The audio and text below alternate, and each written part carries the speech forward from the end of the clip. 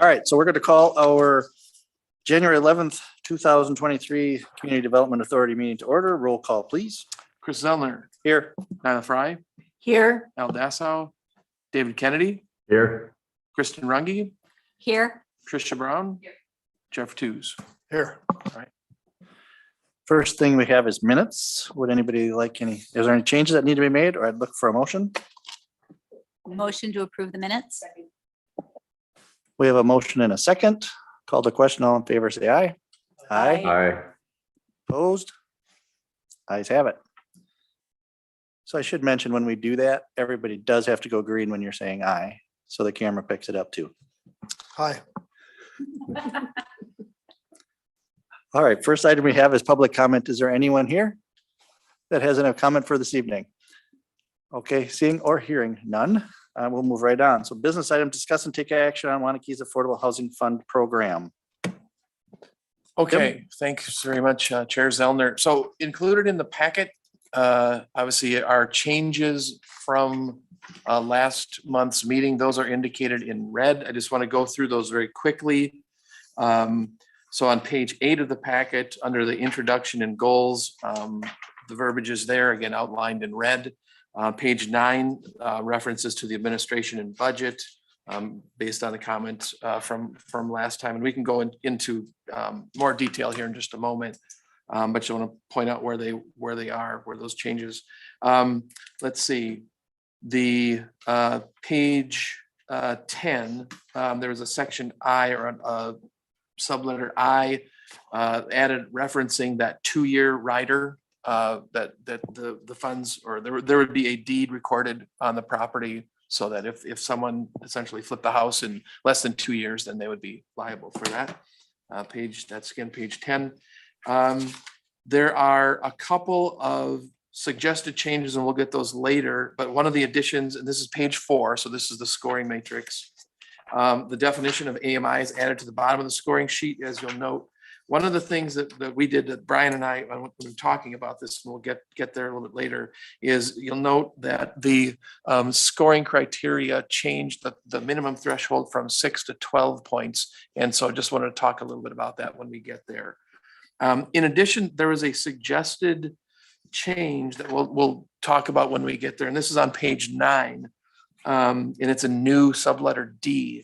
And we put a suggested cap on the housing of 125%.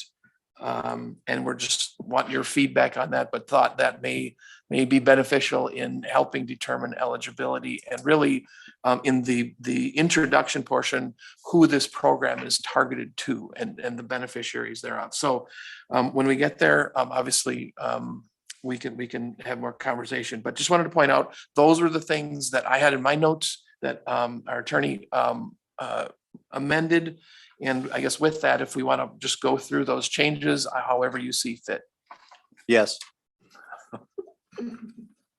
All right, so do you want, let's, if it's okay, let's leave the scoring matrix for last, because I think we're going to have a discussion too with, and Kristen provided some data, and those I handed out some hard copies to you in terms of data sources for AMI, area median income, and then median housing value.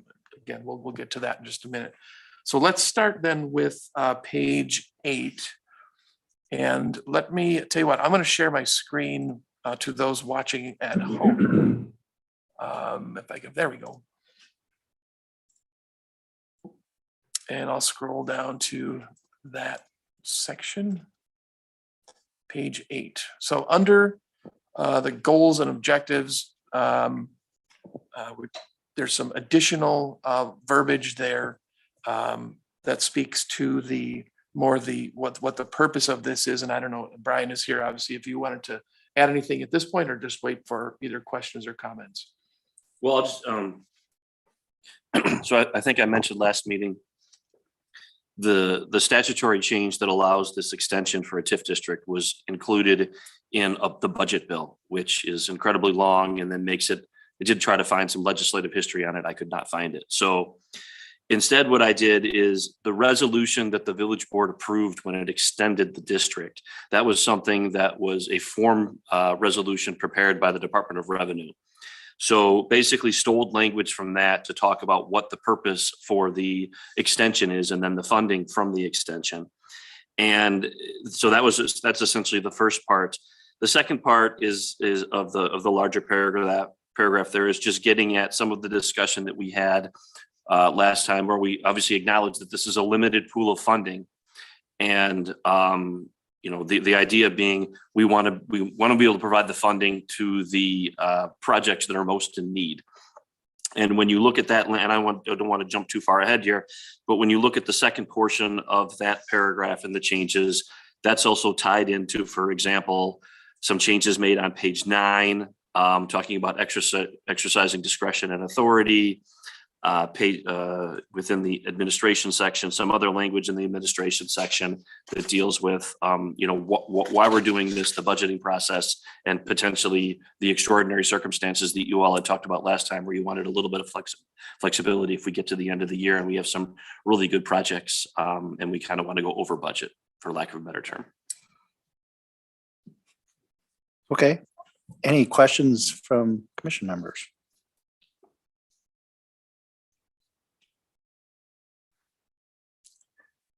So I think everybody's good with the language and the wording that's in there. So let's move to the next one. Okay, so that I believe will take care of the changes on pages 8 and 9, except for, let's go to under program details and eligible properties. Like I mentioned, we added that D, and as it reads, the assessed value of the home to be modified by project shall not be over 125% of average assessed home value in the village of Waunakee, as established by the village assessor on an annual basis. Again, the purpose for our including in that is to, again, attempt to be more consistent with the intent of who this project is to benefit, and just get your reaction. Is that okay in there? Is that not okay? Or where do you want to go with that? So was there any thought of the difference between the average value of a home and the median value of a home? Just thinking that we've had some very expensive homes built in the village that might be pulling that average value up, which is great because that would include more people, but I don't know if we want to restrict it to median. Good question and good point. So no, I mean, there is obviously a difference, especially when you look at new home values versus some of the older in the village. So that's certainly worthy of discussion. And I don't think we'd be opposed to a changing average to median, if that's where you're going, Kristen. Tim, to support that, the stat you gave us is actually median value. So it seems like that might be the value that you're tracking most closely also.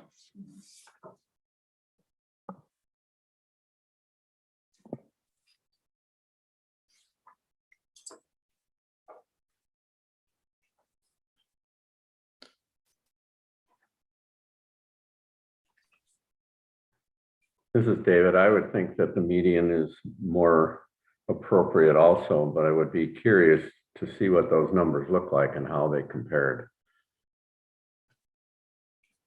Sure. You mean the difference between median and average? Yes. Okay. We'll have a little bit of data for you when we get to the scoring matrix and the discussion about the median income and median housing value. I was able to pull some data.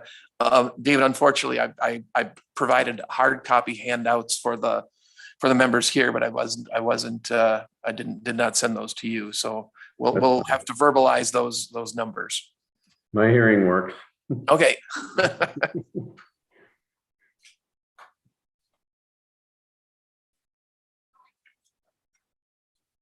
So at this point, are you all okay with then that change from average assessed to median, or is there a different way you want to frame that?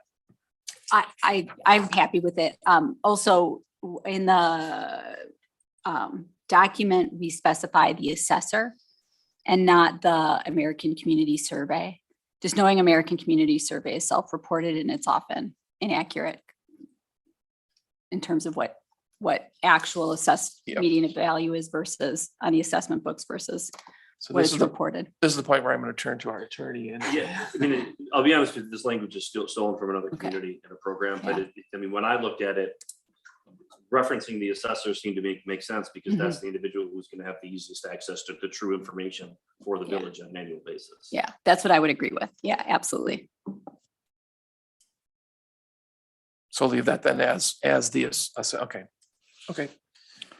So I'm just gonna ask, so I'm looking at the number. So if we have, this is the average, this housing one that we have 380,000, for example.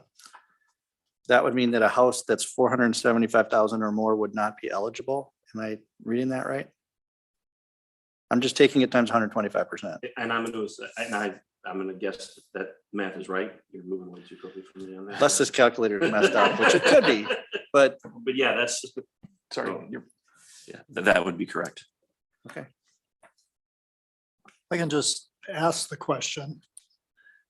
We're talking about people that are at 80% of the, we're not talking about that audience relative to this value of homes from what I can. I don't see how we're ever going to bump up against that, that median average. Think we could if they have paid for their home. So they don't have a mortgage on the home and their taxes and their maintenance are their only monthly costs. They could have a home that's like 470,000, 475 and still not exceed their 30% income With no income with no, or income. very low Yeah, income. with very So low they income. could have lost Yeah. their job or something Yeah. could happen. Yeah, Okay. or like- be retired or.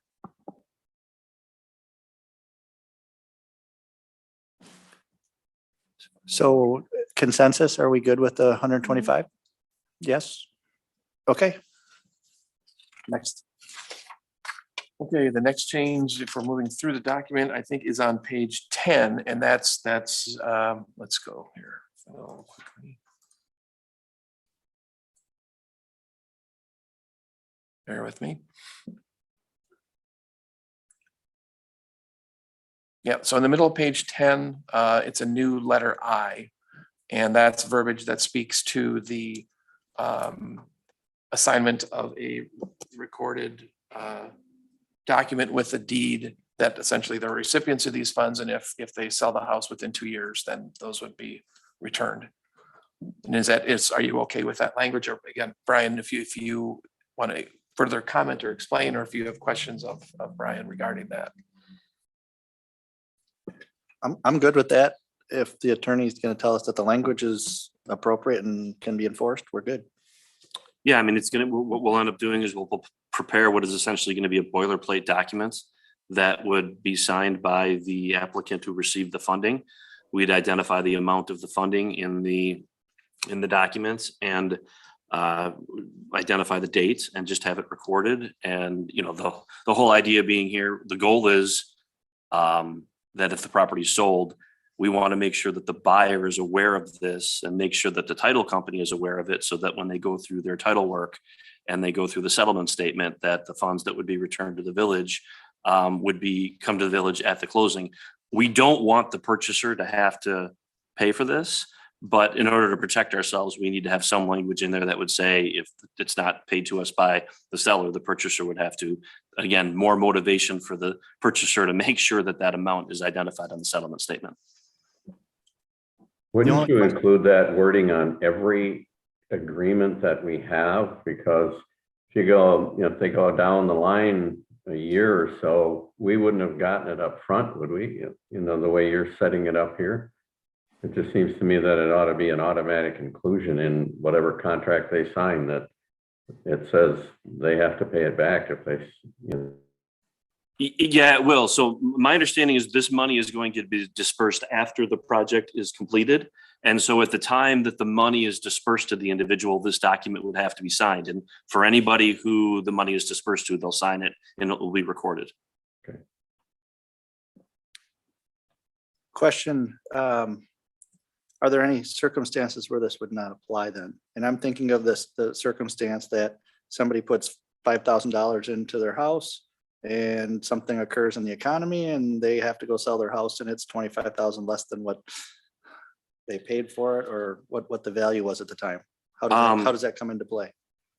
that might be a circumstance where the purchaser is going to have to pay us if there's, or they're going to have to make the payment out of pocket. I guess I would be more inclined to leave. I mean, we always have the ability in extraordinary circumstances, if we really believe that it's appropriate, for staff to come back to either the CDA or the board and say, hey, this might be a circumstance where we don't want to do this because it's going to be too much of a penalty because of the in the example that you gave.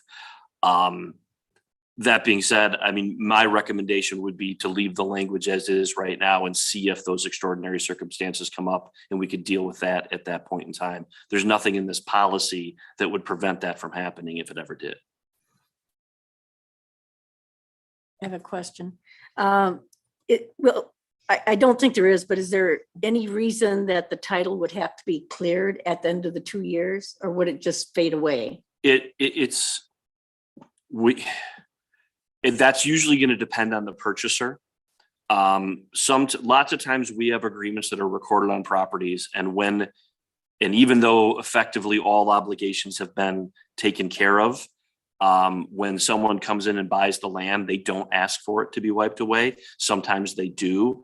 And basically then we'll just handle it at a staff level of, let's say somebody receives money under the program, for their home, they continue to own their home for 10 years. They never come back to us to ask to have this removed from the property. The title company says, hey, now we want to take it off. We'll just look at the terms. And if it is, then we'll just issue a waiver. Is there a cost associated with that, and who'd be responsible? There is usually I would call it, at this point, it would be the village with the cost. I mean, we're talking like $50. Okay. I mean, real minimal costs here. Thank you. Any other comments or questions, or do we have a thumbs up to this? Everybody's good? Okay, we're good on that one too. Okay, I think that constitutes the bulk of the changes that were suggested from last month's meeting. Then I think let's go to page 4, which is the scoring matrix. And I may need to zoom in a bit so our audience members can see this. There we go.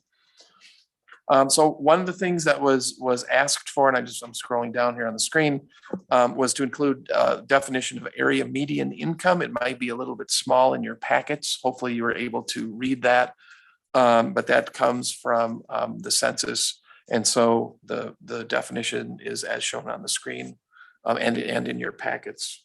I guess I don't have a lot of other comment. Others say it is what it is.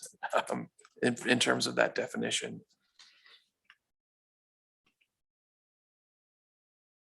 So that if that's okay with you, then the other thing to talk about here is that suggestion that we have on the scoring, where originally we put the minimum threshold of 6 points or 25%. And in our discussion, we said, wow, for example, you may not be able to, or it may be really easy to reach that threshold, just 6 points. Is that enough? So then we put in, well, what about 50%? So just for discussion purposes, we included that and wanted you to comment on that. Is that reasonable, unreasonable, or do you want to leave it at 6? And then I guess I would, if following that discussion, if Brian, you wanted to comment on some of our discussion, why we thought it may be appropriate to bump that threshold. Yeah, I mean, I think it kind of came from, I'm gonna have to get used to this, the global discussion at the last meeting of trying to, there's going to be a certain segment of applicants that we really want to provide assistance to. And then I think legitimate questions raised by the CDA of, okay, but what about people who qualify for the program, but maybe aren't the ones who are most in need of the funds, and then we deny it. And there was a little bit of a concern of how are people going to react to that? And so I think based on, kind of in conjunction with some of the changes made to the text of the policy, the thought process was when we looked at the grid, it was just going to be really easy to hit 6 points. And now all of a sudden, it seems like we're opening the door for the thing that the CDA was partially concerned about, which is, okay, somebody qualifies for the program and they meet some of the other eligibility criteria in the text, but then they get denied. And so when you look at the grid, and in particular, one of the things that I didn't notice right away until Tim pointed out to me was like the first two columns are times two, or the first two rows, I guess. And so theoretically, we're looking at, rows or columns 2 and 3 in rows 1 and 2 are probably, generally speaking, the economic situation that we're trying to target here.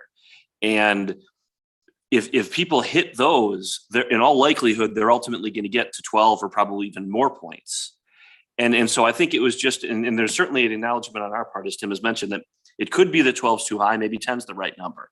But I think the concern was 6 was just too low, especially in light of some of the issues that the CDA raised at the last meeting. So the thought process was, let's raise it. And 50% seemed like a reasonable number. Certainly think it would be, if you wanted to, you could go down to 10. I think when you start dropping below 10 points, now you're starting to get back into that issue, that the concern that you had last time of too many people who qualify for the program, but maybe we don't distribute the funds to them. So a question I have, as it gets to, so even if you have, let's say you check the box on and you're in the third column, so you get 9 points off the bat for the first 3 items. In Waunakee, I guess my question is, are there enough areas that are in major need of revitalization or major need of repairs? I think that's where we could get in a bind of getting stuck in that, hitting that 12-point mark.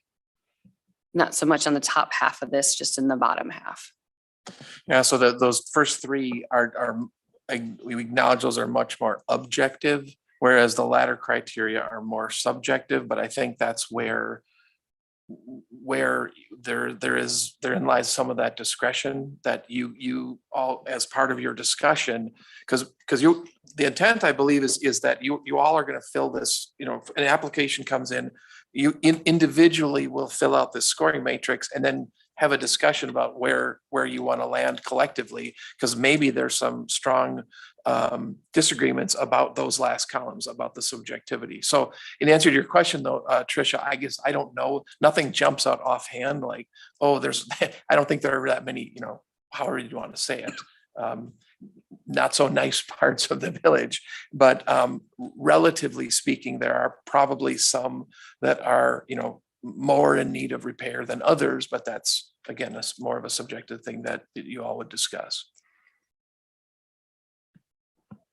I also am concerned about that one without having something that's going to apply to everyone who applies. What I'm hearing you saying is we're going to talk about the neighborhood at the time that the request comes in, and it seems like that needs to be determined before. Some type of survey by the village and classifying neighborhoods in some way. I'm a little uncomfortable with us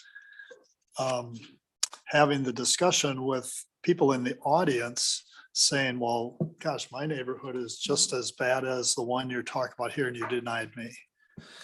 How do we I think how do what we you're deal going to with that? find is we're going to have to cross this bridge no matter what.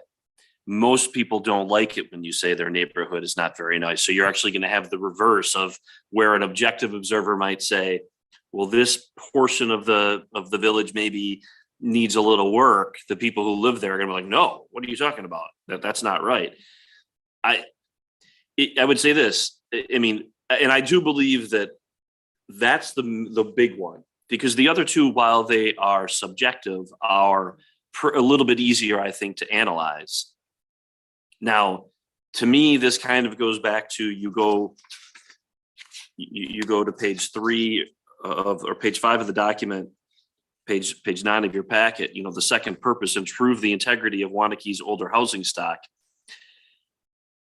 That the question is, do you want the neighborhood impact? I would say this: if you have the neighborhood impact row in the criteria, it is going to create controversy whether there's people sitting here or there's a survey that's done on the front end, and then we announce the survey at the at a meeting where we're determining whether or not we're going to provide monies to the applicant.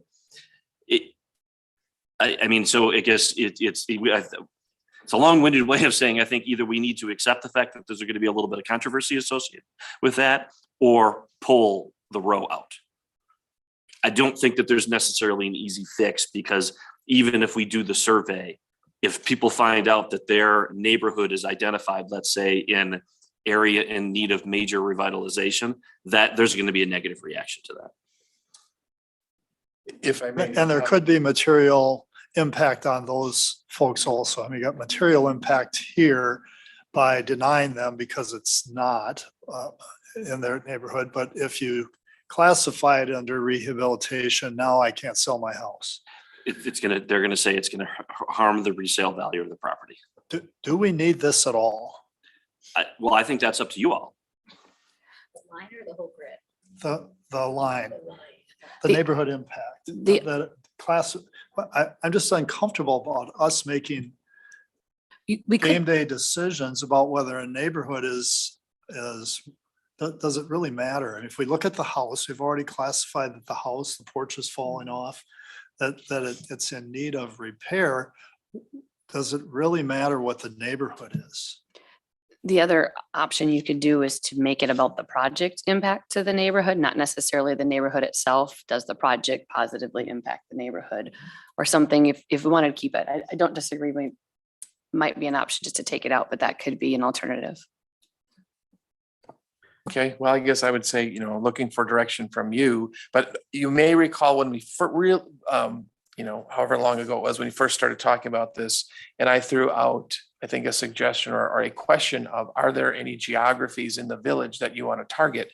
That kind of speaks to this, because I think that's something that's done, at least in my research, in looking at other communities frequently, especially in, I would say, larger metro areas in downtowns that are sort of more blighted, if you will. And so they say, hey, we want to target that part of a given community to infuse funds in there to help that area.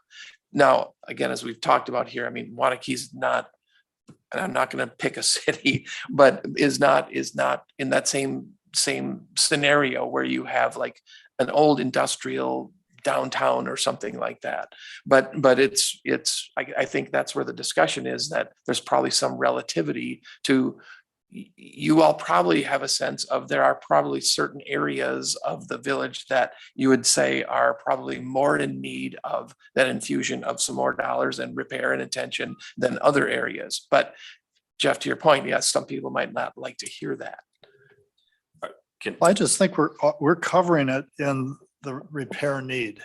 And the age of the structure. In all The actual likelihood, structure that's your there. older, generally speaking, the older neighborhoods are the ones that are going to have the homes that are probably more in need of the assistance than the newer neighborhoods. And that's not a judgment on anybody who lives there or the construction of the homes. That's just wear and tear. It's not subjective like I hear for this the neighborhood impact. And we're talking about individual projects anyway. So, if we were talking much bigger dollar amounts, you might be looking at a neighborhood by neighborhood kind of thing. But, it's not like we're going to have 30 or 40, 50 of these a year to fund. And I don't think we need the question. You just have to review your points and decide whether you need to readjust again.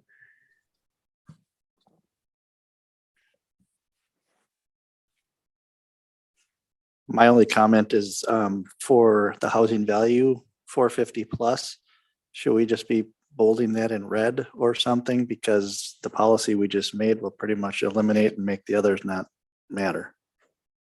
We have it as a 0, but it means based on what we just decided, based on median value, it doesn't matter what the scores are in the other spot. Or am I wrong? I'm just saying, if they hit 450 plus, they're not going to be eligible based on what we decided. Or do you put it 450 to 475? I just based it right off of what we have on here on this sheet, not the 380, but 350 something it was, 358.1. If I take that times 125, it's gonna put it at it's 448,000 roughly. So that's all I'm saying is if it'd be easier for people if they see if my income's over that, I don't even need to go through these things. Oh, so you would theoretically in that row 0, which is the points, $450,000 plus put something in parentheticals that says like not eligible or something like that. Or you could just. I mean, it saves everybody time is what I'm getting at. It's like, all right, we got to go through all these other things, but we don't have to because they're going to get knocked out. Just not have a 0 points for housing value. I mean, there's nothing that says that you have to have a number in every single one of the columns / rows. Or just move the 400 to 499 to 0 or adjust those going over to 3. Oh, yeah, I see. Spread it out a little bit more. So we jump to another line. I'm back. Are we leaving this neighborhood in here or aren't we? You're switching subjects on me, Chris. I'm sorry. We just made that other policy. I'm like, well, we should probably modify that, but okay. I think we should take out the neighborhood impact. We don't want any neighborhood feeling like they're singled out.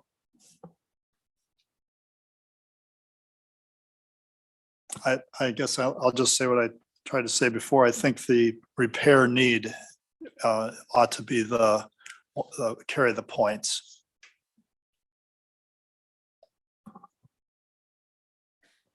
Strike, that's what I'm hearing. Okay.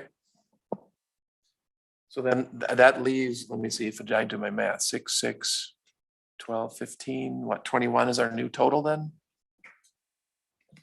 In terms of maximum score?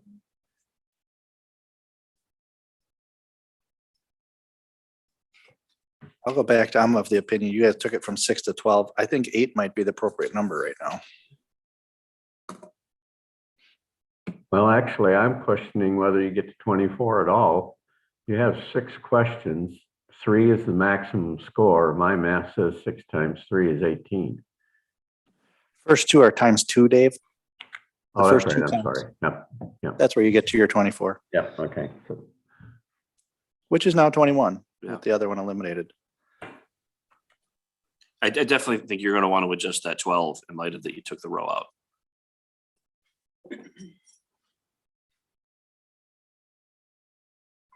8 feels comfortable. We could always adjust it if it seems unworkable, too much or too little. And that's the other point. I think Tim made this point at the last meeting. You're making a good faith effort to put together a policy.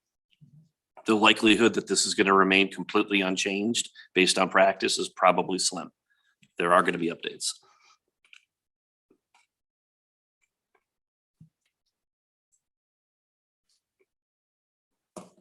Tim, can you maybe refresh? I'm also focused in on livability and that being so subjective. Do we have any definition of livability anywhere in this? I mean, are we talking the house needs windows because they don't have windows? That's a livability feature. I mean, are we talking their driveway needs to be repaired Yeah. because they can't get into their house through their driveway? What are we, what is livable? I think that again is somewhat subjective. Obviously, like all of these, they're meant to be a sliding scale. But in answer to your question, there's no specific definition of what that means. This criteria set comes from a different community. So I guess maybe I'm not liking the wording when I see the project adds average livability to the home. What is average livability? I think if you look at page 14 and 15, it gives us some ideas of a few things of making a house more livable. That would just be like touching the basics for some people. Oh, there'd be reference to universal design. Right.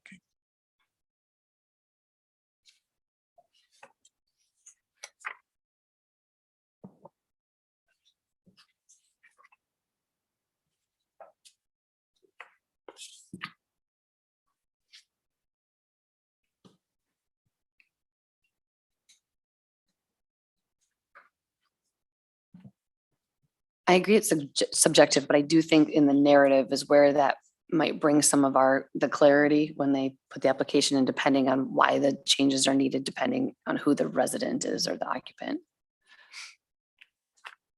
I agree with that. And I would expect that that's going to be not the major point that we're looking at anyway, when we, if you get threes on your first two numbers, you're already at your 10 out of 21. That's 12. So I doubt the livability part is going to be the one that puts it over the top. I guess where I was going with that, Dave, was if somebody's at a 6 when we get to livability. And 2 adds average livability, that would get them to the number. So one potential suggestion is if you look at pages 10 and 12, 10 and 11 of your packet, which are pages 6 and 7 of the policy, it seems like there are certain things that, and I don't necessarily think this was done on purpose, but like in particular, bottom of page 10, bringing non-compliance features up to code, replacing the roof. Those seem to be like two pretty significant things. If you have somebody who is disabled and now you're going to be able to make the home, more easier to get around for the individual that's disabled. I mean, what potentially could happen is we could probably craft some language that would say, for livability, we're going to be looking at some of these factors and maybe give an example of some things that may be viewed as more significant from a livability standpoint. I mean, I'm trying to come up with some, because it sounds to me like, Chris, you're looking for, hey, and I guess what I'm looking at is now we all have somebody who did not get, let's say, the funding, and it was really close, and somebody else gets it, and let's say one of these people had a 3 under livability and the other one had a 1, you're going to want to be able to point to things as to why we felt that this was more impactful than the other. And it seems to me like we can maybe bring some of, it's okay with you, bring some of the examples that are in the projects as examples of things that we believe are more impactful for the home. It's just an idea. I like it, make it so. Okay. So I guess I want to ask Tim a question. So procedurally, I guess my understanding is you guys have had this for quite a while.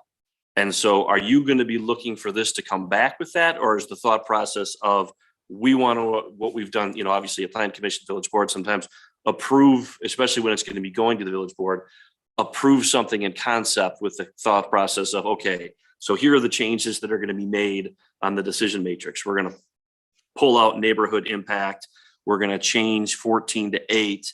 And then we want you to add maybe a paragraph, you have some language down here where like on neighborhood impact, there was, is it just, we should go ahead and add those concepts to the grid for livability and then just, and that's your recommendation as you take it to the village board, or do you want this to come back with that information? My opinion is we want to take it to the board Okay. to get this through. I trust, based on what you told me, your example, or I was trying to get it out and you did a nice job saying, we don't want people coming back on the livability thing. So if you can craft that from a legal standpoint to make sure we're protected, I'm good with that. Okay.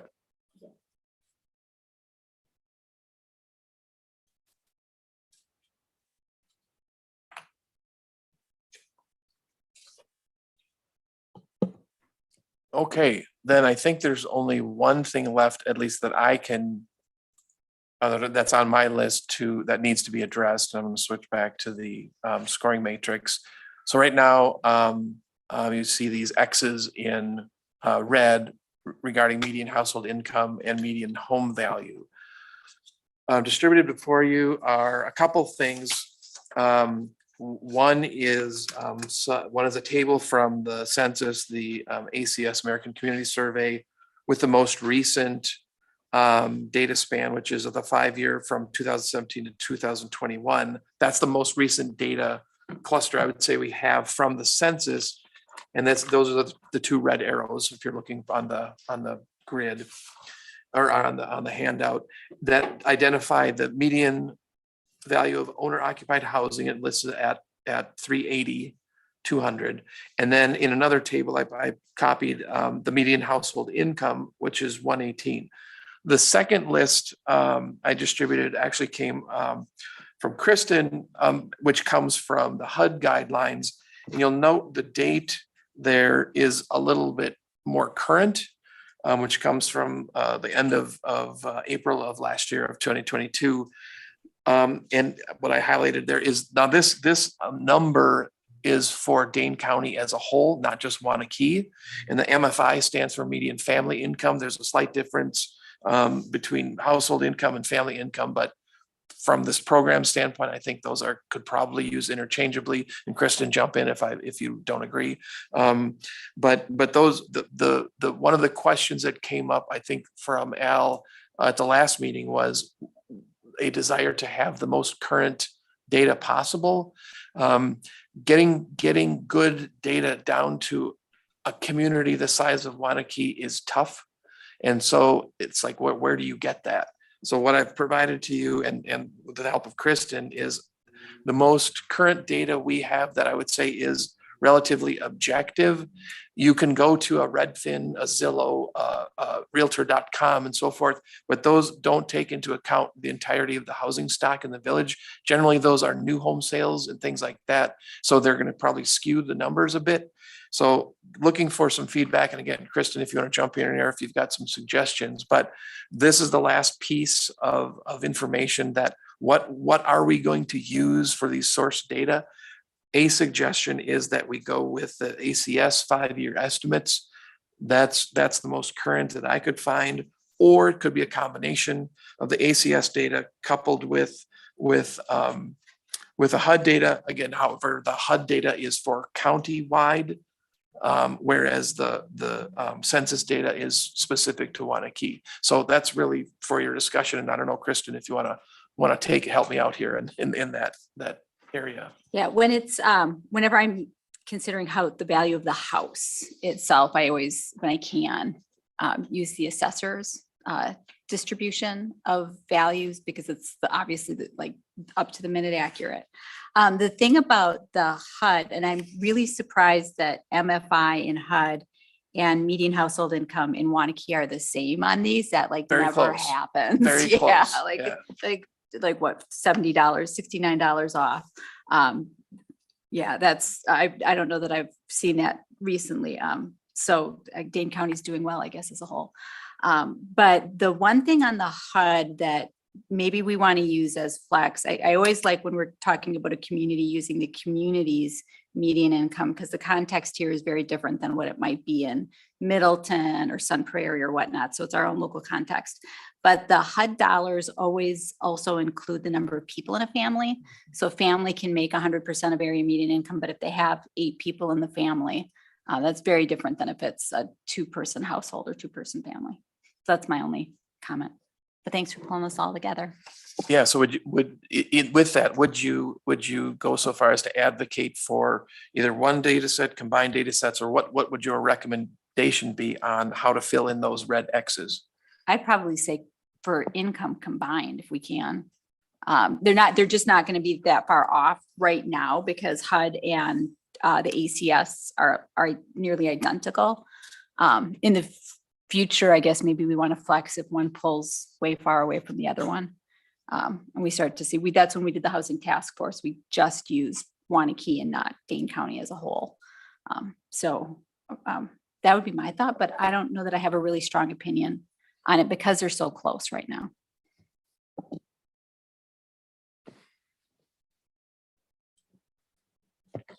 Anybody else have a strong opinion?